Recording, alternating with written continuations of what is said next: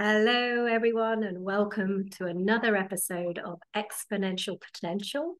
And we continue on our theme, delicious theme of spirituality this month. And I have one of my favorite guests, Christine Powers. Hi, Christine, welcome. Hi, Jen. Thank you so much for having me back. It's wonderful to be back. We had such a wonderful, juicy conversation back in April around new beginnings. And we were talking a lot about natural rhythms and things. And I really wanted, I thought you'd be the perfect guest around this time of the winter solstice. So, yeah, you're just absolutely perfect for this time of year. Yeah. So I'm Yeah. just gonna, yeah. and we're talking about cultivating joy and tending to the garden of your soul, which is just delicious and beautiful. And I think we all need some joy at this time of year. And just because it's cold and dark and wet, which is where it may be where you are, unless you're on the other side of the world where it's your summer. But yeah, we could all do with some uplifting and joy. So Christine is a sage, and she will talk a little bit about what that means and what it is in our interview. She provides counsel at the intersections of business, spiritual direction, fulfillment, and legacy.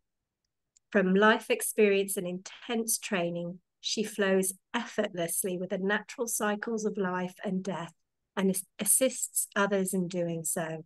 She walks side by side with you, lovingly pulling the weeds in the garden of your soul so that the closed off places may open into majestic pathways of wholeness and profound beauty.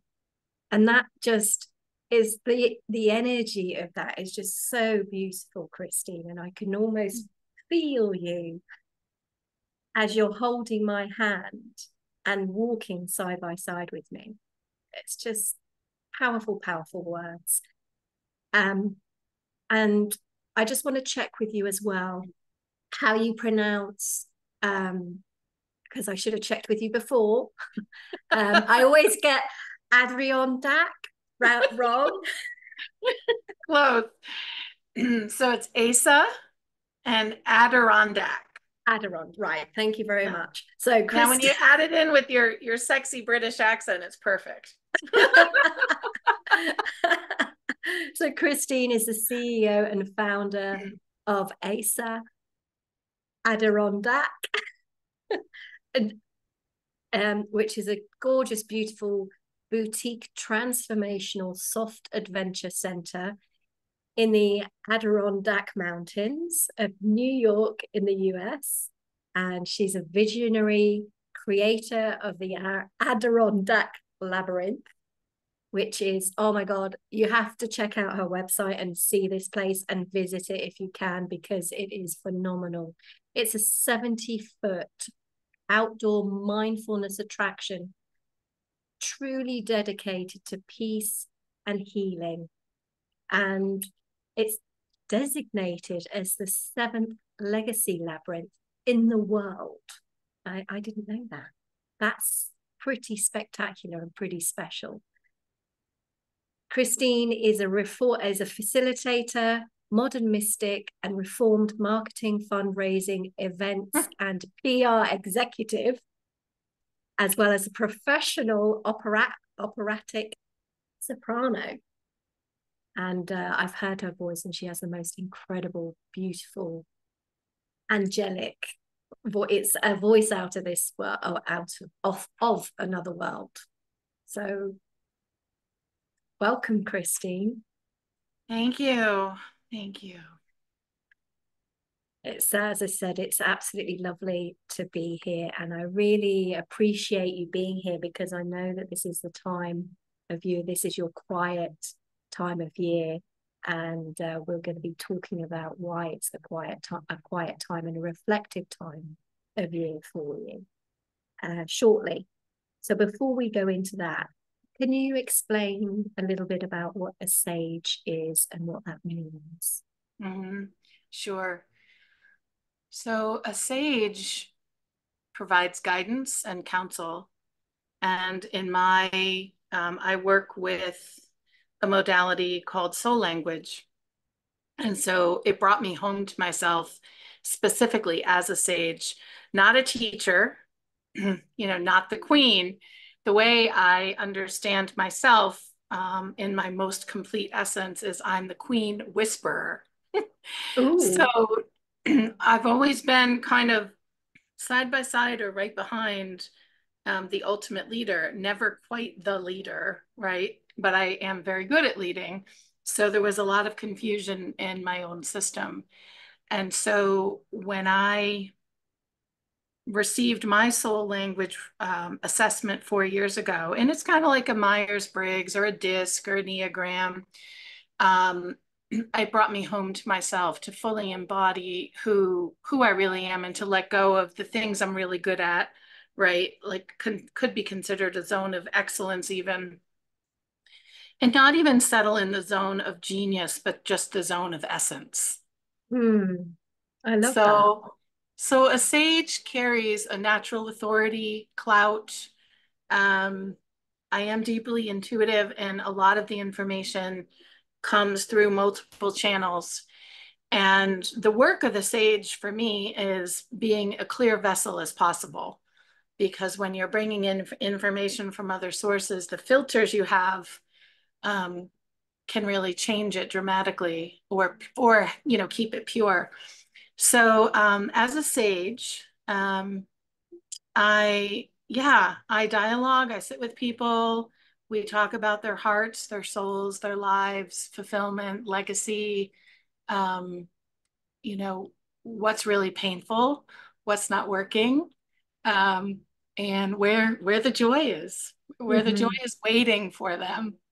So and that's why I work with the life cycles of life and death, because in order to get there, something's going to have to die along the way. Hmm. And you talk about the beauty of darkness. And we're not talking about, well, actually, it's interesting because as I said that darkness, there was an immediate perception of other people's judgment around what that means, which Yeah. isn't it? There's dark and it's bad and it's the devil and it's Or witchcraft and Darth Vader. Yeah, well, it's interesting. And so living on a mountain with 100 acres, I work with nature as really the teacher, right? I'm the guide, and nature is often the teacher. And so if we think about, so fascinating, we are indoctrinated into the dark being bad. Think of all the fairy tales, right? mm, How the princess or Hansel and Gretel or someone, they get lost in the deep dark woods. And so what that represents metaphorically is ourselves, right? And so some of us are very comfortable in the deep dark woods. It's life unedited, right? Life unedited, and we can't really control the woods. What happens in the woods is nature's doing. And so for many of us, we're afraid of that. We're afraid of taking a dark walk in the dark woods because we're not at home with ourselves, right? So so I think from a young age, um, across multiple cultures, we're really taught that the darkness is to be avoided and the darkness is bad. And so we're not incentivized in any way to do that work within ourselves or even to value the wounded shadow places within ourselves. We try to squelch them down and put them in the corner of the garden near the mulch pile and the weeds. So yeah. So that's how I play with it and work with it with people, and very often. yeah, because what comes to mind is it's in the dark when the boogeyman comes out, isn't it? When all the creatures come out, when Mhm. vampires come out, when werewolves come out, it's constantly it's within our psyche. Yeah. It's a super powerful mythology, and it's really referring to the darkness within ourselves. And so we're being taught, many of us, to just fear that aspect of ourselves. And the truth is, you can't really cut it out. You can't squelch it. You can't hide it, because energy will always find a way out. And so it'll fester and it'll twist, right? And so it becomes almost like this little self-fulfilling prophecy. In my experience, most wounds, the moment they're brought to the light, they lose power. And by the light, I mean love, acceptance. And then they sometimes they'll instantly fade away, but they'll, sometimes it may take a little bit of time. But we all hide those places that we think are unlovable or unacceptable. So that's the dark. Yeah, that's the Mm-hmm. boogeyman. That's the Mm. vampire. That's the fear we have. And it is when you say it, it is scary to face that, because we've been taught to be frightened of it, and it's not safe. But as you said, when you go there and you shine the light, you give it love, then it holds no power. So you can use that as a tool to help people flourish. Mm-hmm. Yeah. Is there any other sort of anything you want to add to how facing the darkness, or going into that shadow self, how that can help us flourish? Well, there's two things that I could share. One, and I'll put a placeholder for the second one, which is Shiva energy. We'll talk about that. And the first thing is, we are multidimensional beings. We hold multiple vibrations, and this is true. Like, we can hold profound love and profound grudges at the same time, in the same being, in the same mind. So for people who are like, what does that mean? We're multi-vibrational. Mm-hmm. Just think about when you are feeling love for someone, you have this profound lightness and effervescence and joy. And let's say you're holding a grudge or you're angry, that feels tight and red and raw. Well, we hold that all at the same time, right? So that's what I mean by multi-vibrational. And so when we begin to pull away the curtain of what's good, what's bad, and it's just a matter of density and speed of vibration, and we can bring freedom to ourselves, because we are our own worst judge, and we'll bring those judgments in on ourselves and work really hard to hide those places that we perceive are, as I said, unlovable, unpalatable, unacceptable, or of a denser nature. And, the reality is that's just part of being human. We are in a world of duality. We live in a third dimensional world, and we can't really escape that. And some people through spirituality will want to, at some point, kind of not embrace the fullness of what it means to be 3D in a world of duality. We have the opportunity to have a wide range of emotions, experiences, and all can be positive, either in the immediate or as time unfolds. So all the things that wound us, the traumas, the pain, the hurt relationships, the less than beneficial experiences we have, each of those also has the opportunity to shape us and to bring us gifts in really strange wrapping paper, right? Some of us might think of silver linings is another way of putting it. So I think that if we can come to a place that, and this is not easily come to, but very profound, that no part of us is unlovable, and flipping that around, that we are completely lovable, and that we are worthy just because we're here, we can begin to kind of destigmatize the things that that gain their power over us because we try to hide them and squelch them and deny them. So I think that that's part of where you and I come in as guides, and we lovingly go side by side with our clients to assist them in demystifying and pulling apart all those limiting, really dense beliefs and freeing them from themselves over time.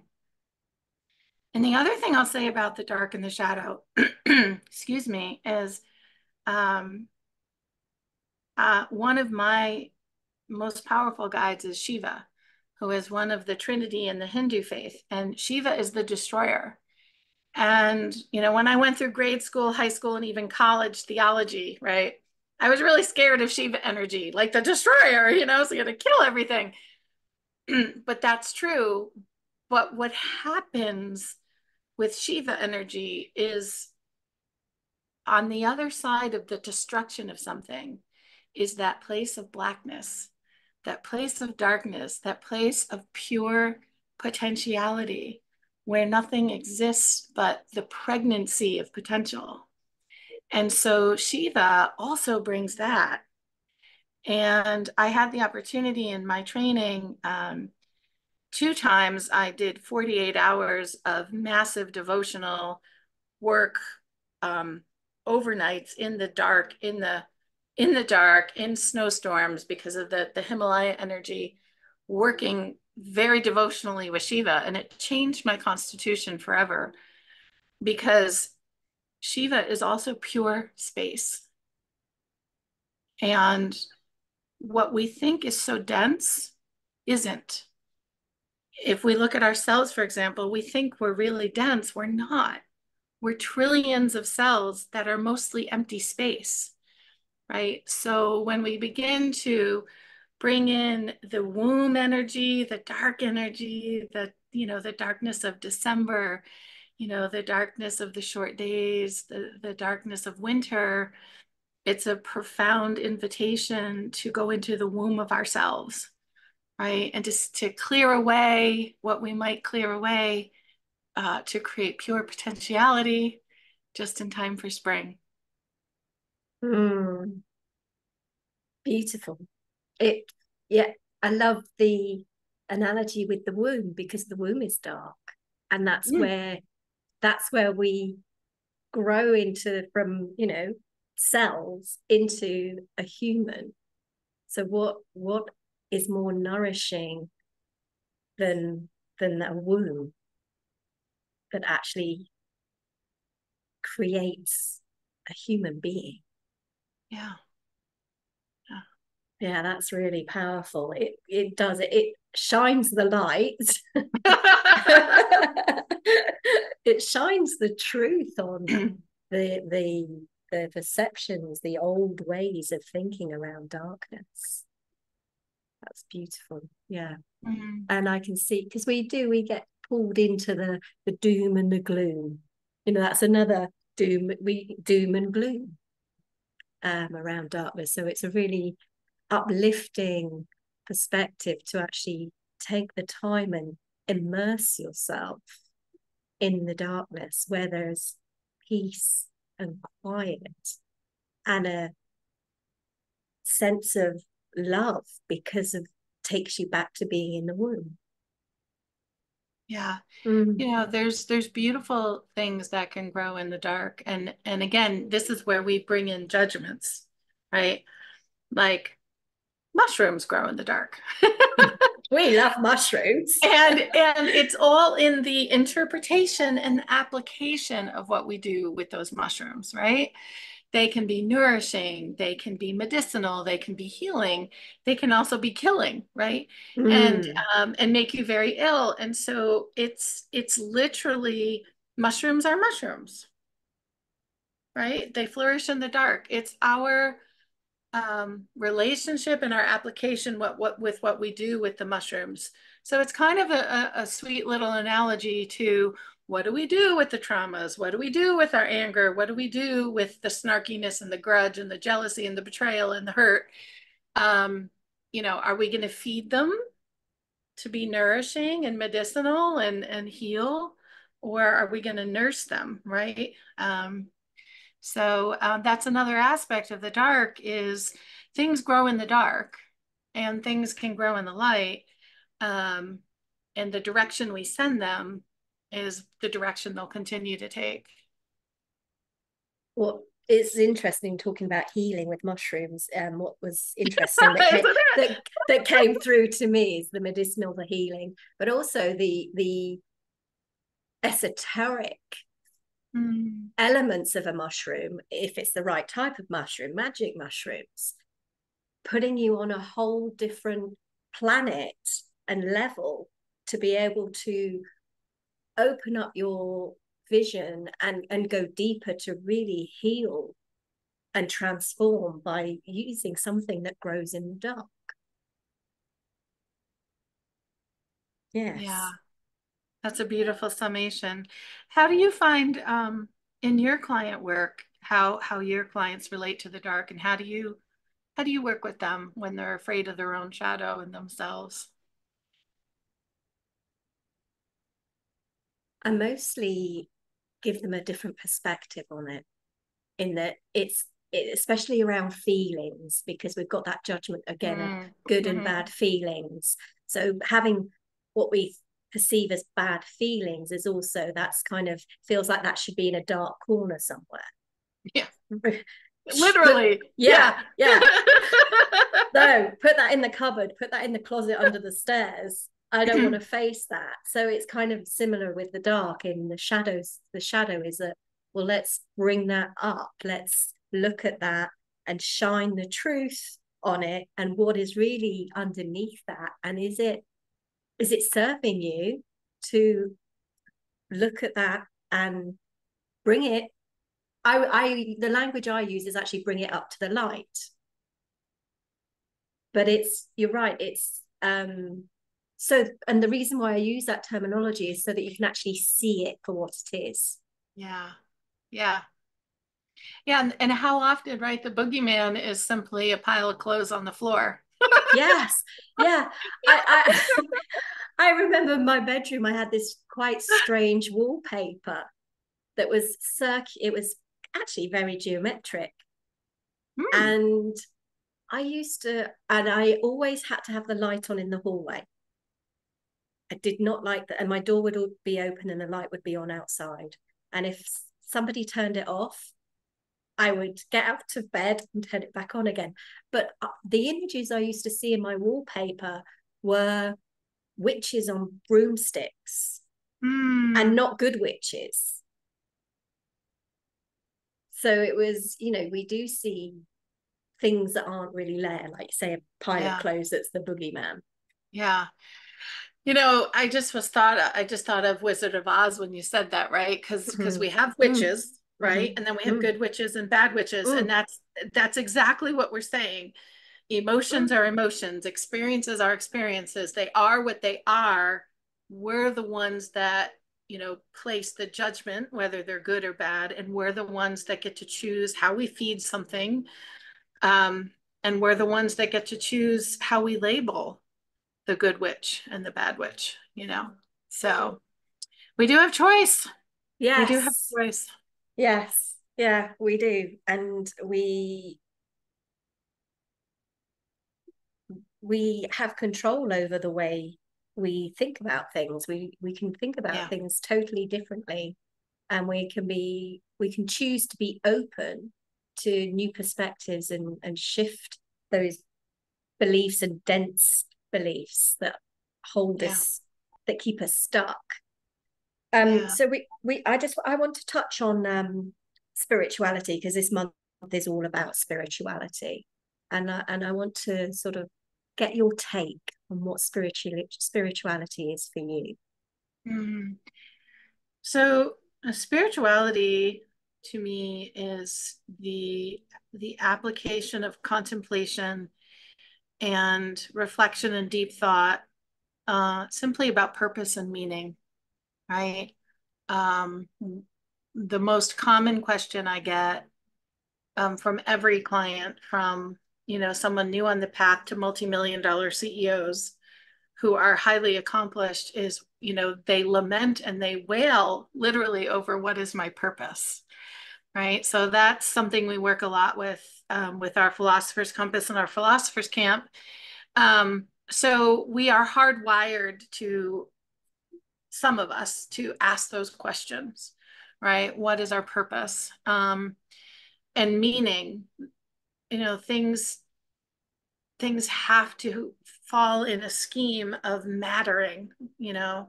Do we matter? Does what we do matter? And that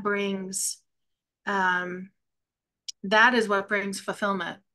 And it kind of ties in with that concept of legacy, right? So when people come to you and I, right, and we have our clients, our students, I don't even know what to call them. I don't like those words. I always like to say we're on a roomy caravan, right? All these metaphors. We're walking in the garden, we're on a roomy caravan. But when people come to be with us, Jen, and work with us, it's part of what we can do for them is show them that they do matter, that contribution matters, contributing to the upliftment, being fulfilled, not always having an easy life, but a fulfilling life, and cultivating joy, right? And as being highly differentiated from happiness. So it's interesting, we're talking about purpose and meaning, because happiness is contingent upon a circumstance, whereas joy is just this effervescent state.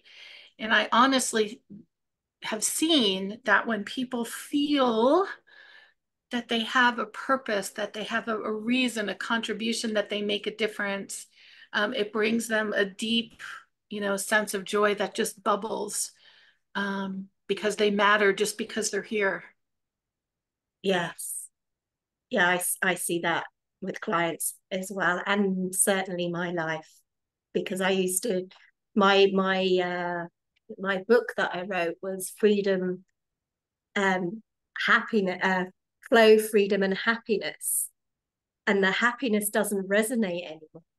It's Yeah. joy, it's joy, it's a lot deeper than happiness. It's joyful, and as you said, it's doesn't mean it's always easy, but Yeah. joyful just is much more expansive. And when you see clients tap into their joy, their purpose, the way they can make a difference and make a contribution, it just, they glow from the Yeah. inside. Yeah. Yeah, it's incredibly powerful when you, and it doesn't have to be complicated either, No, it doesn't have to be or complicated, big. and it can be challenging, Mm. like to really differentiate, fulfillment. Like Mm-hmm. something could be super challenging, but also very fulfilling at the same time. Yeah, yeah. Mm. Yes. Food for Hmm. thought, ladies and gentlemen.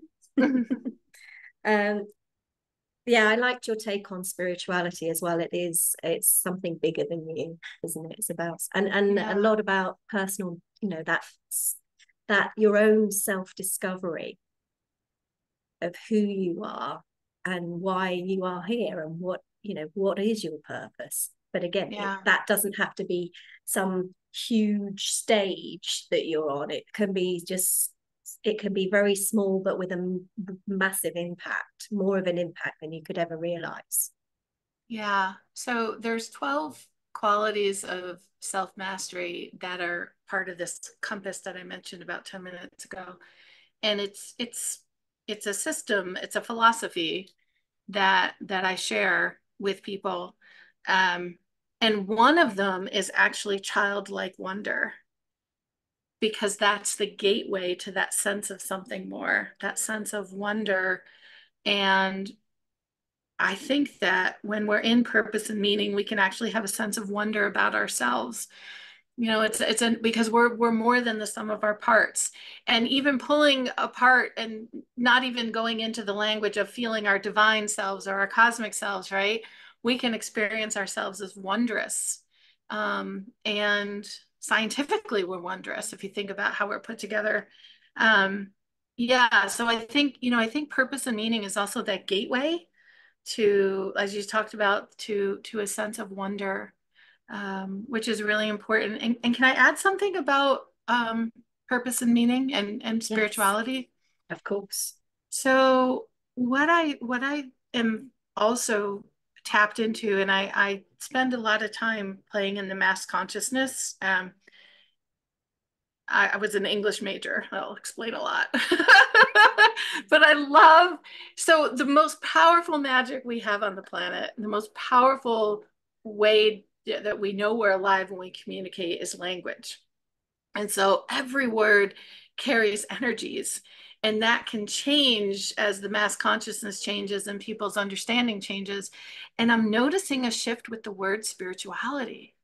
Mm. I'm noticing that in our current climate of, the geopolitical climate is becoming hyper sensitive to languaging around religion and spirituality. And so something's happening to the word spirituality that's beginning to nibble at its edges of integrity, if that makes sense. Yes. And I noticed it, especially we had in the first 3 months of the labyrinth, we had almost 1,000 people come through. And for a few hundred, I did guided meditations, guided experiences, and they spent time with me. And I noticed, I watched, I'm always watching. The sage is always watching at multiple levels, but some of them immediately closed at the word spirituality. And it used to be that people would close at the word religion, and now they're closing to the word spirituality. And I'm feeling this new energy coming in with the energies coming on. It's a different topic, but Pluto into Aquarius and all these things that are coming. This word that is arising for me is comfort, creativity, and contribution. And I think that spirituality is a way for many of us to contemplate what we're here, what we're doing here. And I think that a lot of humans are beginning to crave comfort in our humanity, comfort in a difficult time. And then from the kind of the undercurrent, I call it right now, what we're kind of doing on the planet in some ways is just rearranging the deck chairs on the Titanic. For Wow. many of us, we feel that we feel like a little cognitive dissonance, like this dissonance underneath, and so this sense of purpose and meaning. I think that a lot of us are going to be pulled toward creativity, Mhm. creating songs and poetry and art and programs, and to bring comfort and to bring purpose and meaning. And so I'd love to hear your thoughts on it, because it's something I've been sitting with, and I've spoken with a few of my colleagues about it, but I haven't really talked about it publicly yet. So what do you think? Mm. Interesting. I understand and completely can see why the word of spirituality is sort of being nibbled away at, Mm, because it isn't used always with integrity. yeah. And it's the same when words are overused and everybody just uses them, but they don't really understand the true meaning of it, and it becomes so watered down, and like you say, it Like turns people off. authenticity. Yeah, I was just about to say that. I was just about to say authenticity is so overused, but when it's used properly, it is so powerful. One of the words, actually, as you were talking about spirituality, one of the words that came through to me instead of spirituality is alignment. Yes, yes, yes. And that's also that. So when we're aligned, guess what happens? Naturally. You find your purpose. Oh, Joy. Yeah, yeah, you and do joy. right. Yeah, yeah, Because yeah. because when you're aligned, you're in your purpose and meaning. And when that happens, there's a Joy. Joy. Let's hear the Joy. So for anyone who's watching or listening, that's why we're here. Yes. That's exactly why Jen and I do what we do, and we're both getting a little lit up about it, is to assist folks to get aligned with who they are, accept who they are, right? And that acceptance comes with, to bring it full circle, we're so afraid of the dark. We're so afraid, but by just gently pulling things into the light through a trusted guide, sage, confidant, friend, spiritual director, doesn't matter who, to just begin to just entertain the thought that every part of you is lovable and that there's nothing wrong with you. You're just simply human having a very rich experience. I like that, a very rich experience, because then that takes away the judgment of good or bad, doesn't it? Yeah, Going back to the judgment of it. there's so many opportunities. Many of us have many opportunities. Yes, opportunity Yeah. is a good word. I had plenty of opportunities with my love life until I Oh my gosh. Yeah. Yeah. so one thing I want to touch on is so this is about cultivating joy and tending to the garden of your soul. Yeah. What does that mean to you, or how do you do that in this time of winter, Mm-hmm. and especially around the winter solstice? Why Yeah. is that so important to tend to the garden of your soul at this time of year? Well, in the northern hemisphere, the seasons and the moon and the cadence of the energies of light and dark naturally play into a state of being, a state of mind. And I just checked this morning, as a matter of fact, and we're down to 9 hours and about 20 minutes of daylight. And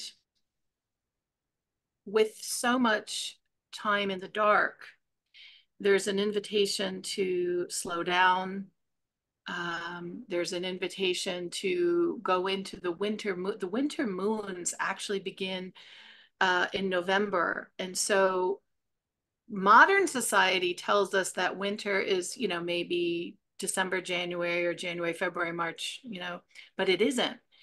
If you go back to ancient Celtic spirituality, ancient calendars, and paganism, and very rich ancient traditions, it's November, December, January. And so we have this fabulous harvest energy. And if, the cadence, so this is actually how I run my business, if people are interested, by the moon cycles. So in November, I'm finishing the harvest and I teach. I do retreats, I teach, I'm out on the road, I'm doing things all summer long. Really beginning up here, May, but we get full swing in July. And so I'm on all the time. I'm expending energy. I'm, in that powerful sun energy of 14-hour days and, up at 5 and to bed by 11, with people coming and going all the time. And there's a vitality, there's a warmth, right? So we're out.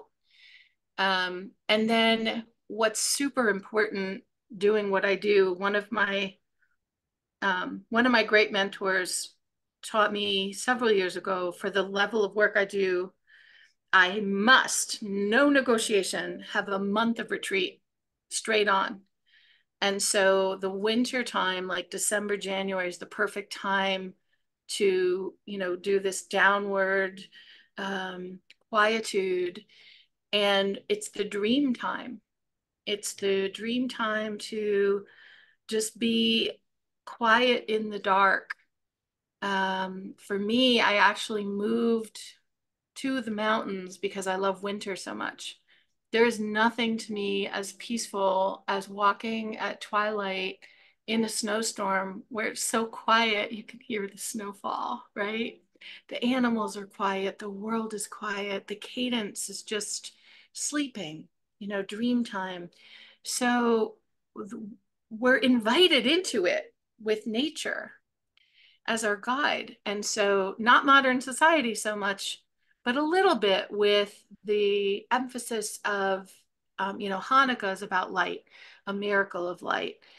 Solstice is about the return of the light. The German tradition, Christmas pretty much comes from, German, and it's, lights on the trees. And so it's all the interplay of light and dark. And so it's the dark that we're in, and that beautiful juxtaposition with the light. So there's an invitation to sleep more, to dream more, put on a few pounds. We eat richer, denser foods. We don't have beef stew or heavy root vegetable stew in the summer. We have it in the winter. So there's a lot of opportunity when we slow down to tend to ourselves, to tend to the garden of our souls, to tend to our bodies, to rest the mind. And we have this beautiful celebration in so many faith traditions, from Hanukkah to Kwanzaa to Christianity and Christmas, to celebrate joy in the dark, to celebrate light in the dark, to celebrate love, to celebrate each other, to be generous and open of heart. So it's literally all around us. If we get to the foundations of it and we don't pay attention to what's up here, right? We're also raised not only to judge ourselves, but we're raised to be really good consumers. So I think part of the secret of having a fulfilling winter solstice time is to not be the consumer. So and yeah, so to kind of put that on the shelf and to just be reflective about what does it mean to actually give gifts to one another, right? What does that actually mean? What are we actually saying? Why do we actually do it? What does it mean to be quiet? For a lot of us, that's almost impossible now because of the influx and the bombardment of 24/7 technology. Our attention spans are shrinking, our nervous systems are getting jacked up on dopamine hits. So it's getting more and more challenging to be quiet for a sustained period of time. So if there's any time of year that you can unplug, this would be it, right? If there's any time of year to read a book, it's to make a cup of tea and a blanket. And if you're, have a little electric plug-in fireplace or a real fireplace. If there's any time of year to just dream and vision, it's now. It's now.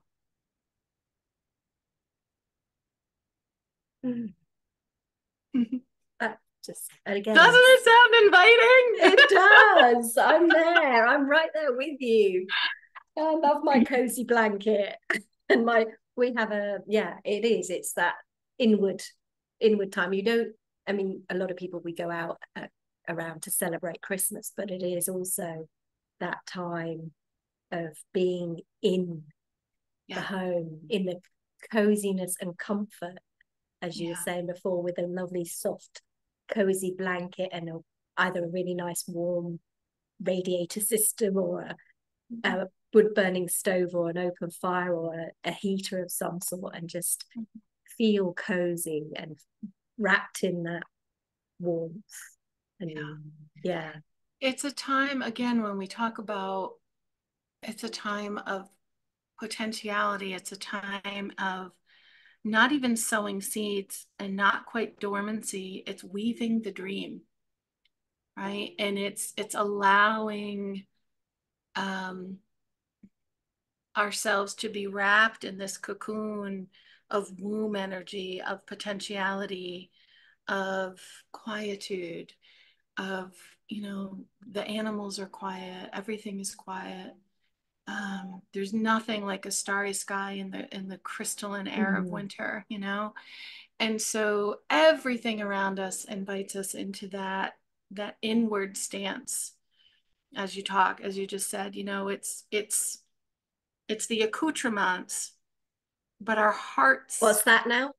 It's the accoutrements, Yeah, like the blanket and the tea and the book, those are the accoutrements, Right. the accompanying accessories. Yeah. Right, right. So I'm sorry, here's the sage coming through too. So I do love language so much, but you know, it's the call. There is a genuine call within us to be quiet, and if we are quiet enough, we can hear it underneath the hustle and bustle of the holidays. Like the foundational energy of the holidays is what you and I are talking about.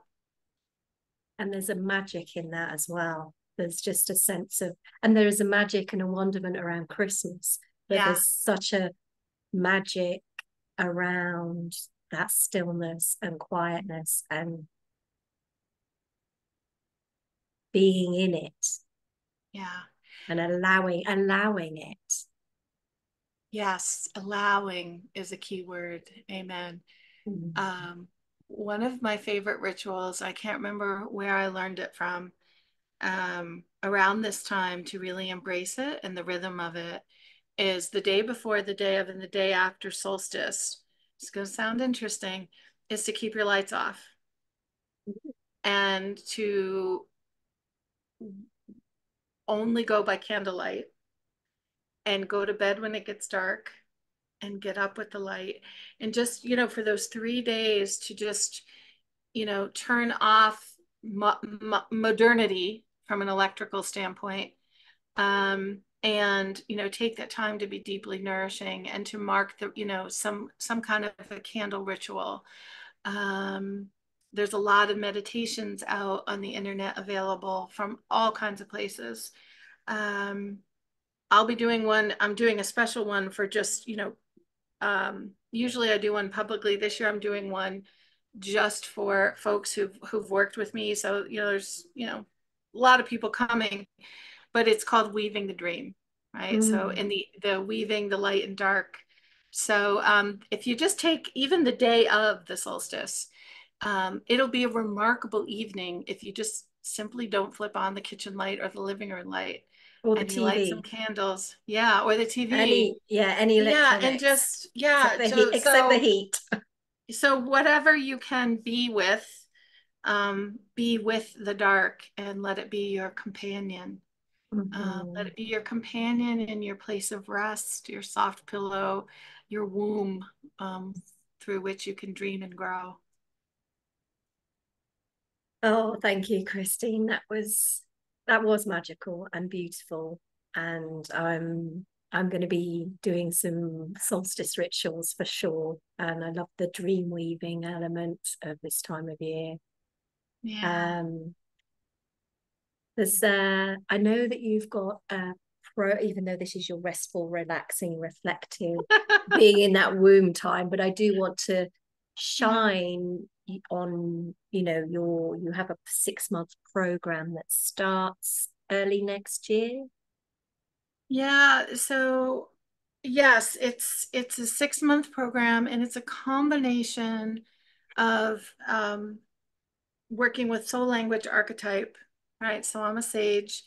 So there's the helper, the artist, the warrior, the scholar, the sage, the priest, and the king. And I'm now certified. I'm a soul language partner. So probably my favorite thing this year has been to start doing these for people to really understand what your soul essence is Mhm. forever and ever, and that energy from which you spring eternal. Super powerful. And then we're fusing that with the 12 qualities of mastery that I teach. So it's a magical combination of the who plugged into, okay, now I know who I am. How am I going to thrive in this world? The 12 qualities are really an inner positioning system that guide you to understanding where you are emotionally at any given time and working with tools and practices and understandings, so that you can thrive in this pretty chaotic, complicated world. Um, and so it's a group format because everyone really needs community right now. and it's more accessible financially for people, and it's really juicy. It's going to be fast and intense and pretty immersive.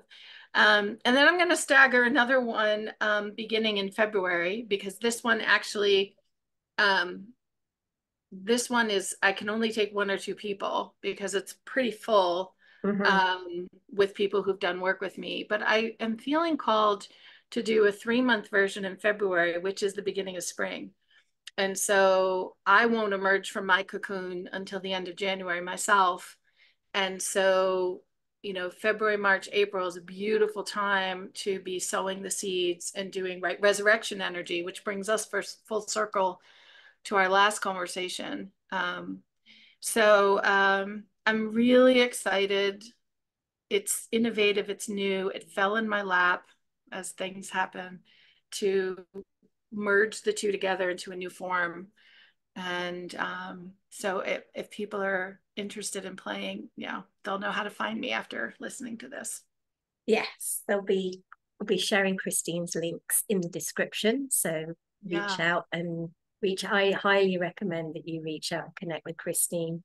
She has not, you know, this program, but also the incredible retreat center, the labyrinth, and guided meditations. So even getting onto her mailing list is, you know, to start to connect more and see what Christine has to offer, because she truly is unique, remarkable, fills my heart. Yeah, you fill my heart. And the conversations that I've had with Christine in the past has really illuminated helped me illuminate my path and help me understand more about who I am. She sees you with such clear vision in ways that you would never see yourself. So yeah, she's just truly, truly wonderful. Yeah. Well, we resonate at that same level together, my friend. And yeah, so it's our purpose and meaning. It's our purpose and meaning. So thank you, Christine. And thank you very much for listening and or watching. And we look forward to seeing you on our, or hearing, look forward to not seeing you because you're going to be seeing us or hearing us. Tune into our next episode of Exponential Potential, and please share and like, subscribe so you don't miss any juicy conversations. Take care. Bye-bye.